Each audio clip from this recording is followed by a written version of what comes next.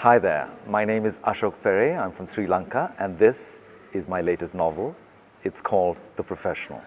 But before I tell you all about it, a quick word of advice. If you're a married man and you're thinking of writing an erotic novel, I will tell you, don't.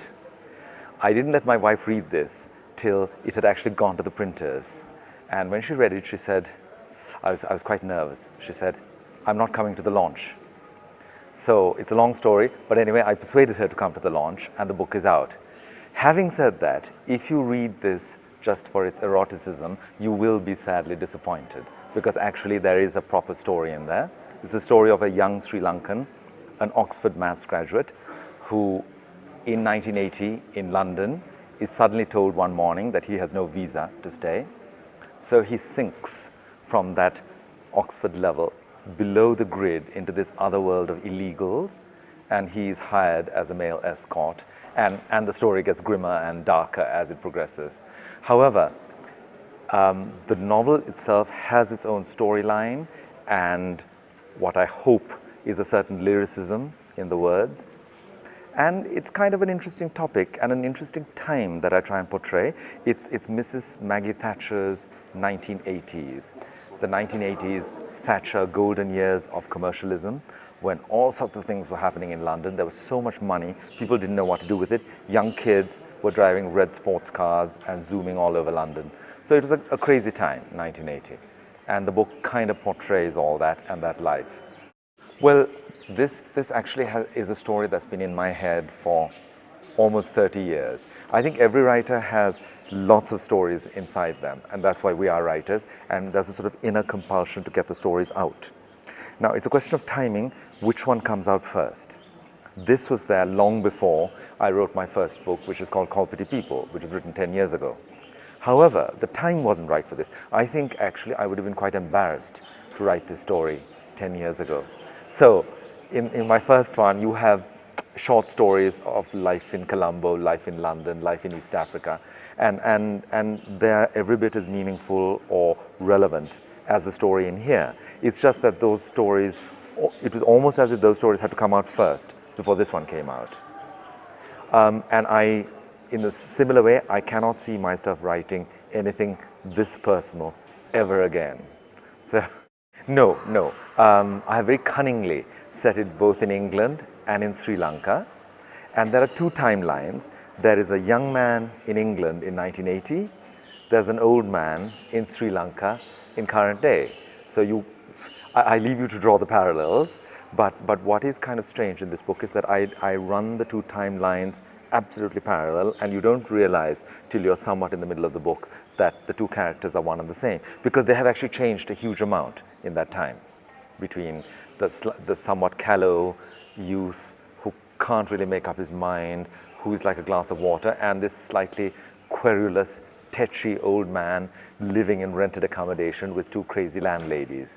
I put the Colombo part in, at least it just came out of me in the book, because the Sri Lankan part is a humorous one.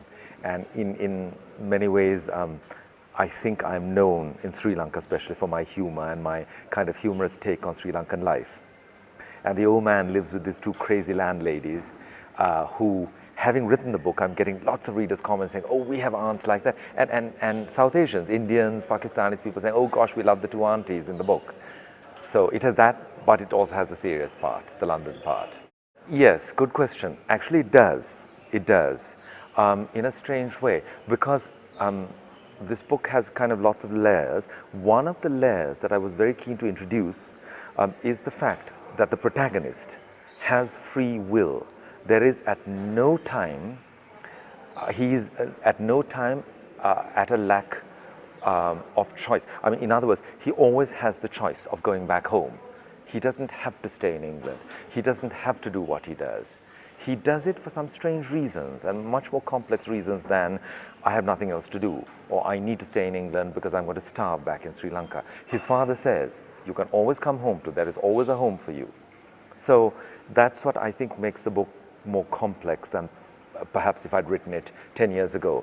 Because when, as a young writer, you like to give your protagonist only one choice, and that's the choice he takes, and the path is direct. Whereas in this book, at every step, he has 3 or 4 different choices. His father tries to arrange a marriage for him at home, and he meets the mother. Actually, he doesn't meet the bride, he meets the mother in a very posh hotel in London.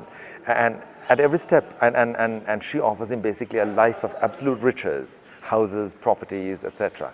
But he chooses to remain in London, in this kind of underground world. So the interesting question is, why does he do that? And I think that's what we all, I mean, these are the choices we all make in life, this question of free will.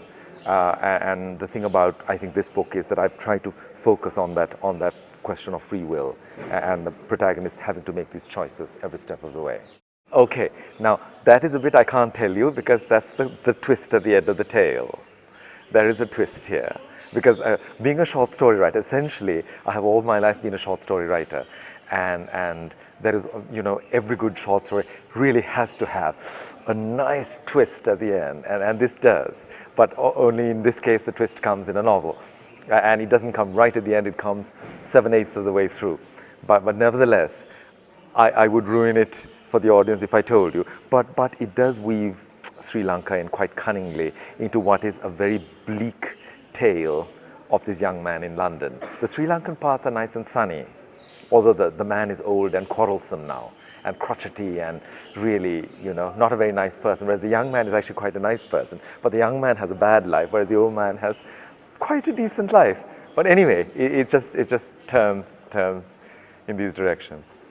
No, I'm thankful to say it doesn't, because my last book, Serendipity, was all about the war. And I got a lot of flack for it because I made fun of the war. It's not that I made fun of the war, I made fun of us Sri Lankans having to make do and mend in the middle of this hugely tragic thing going on around us. So people felt, well, he's trivializing the war. I wasn't.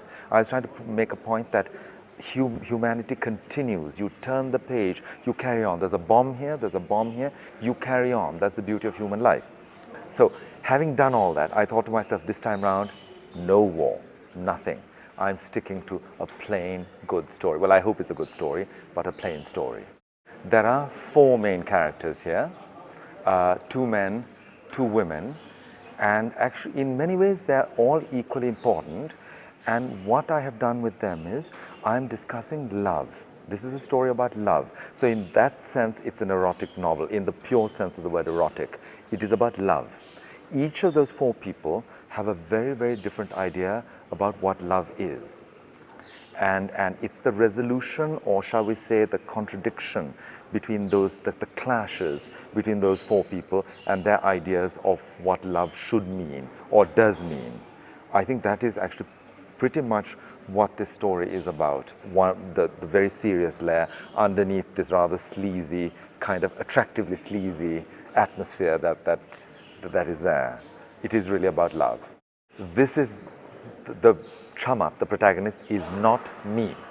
I mean, even my wife thinks it's me, but it's not me. I have to promise, Scout's honor, it's not me.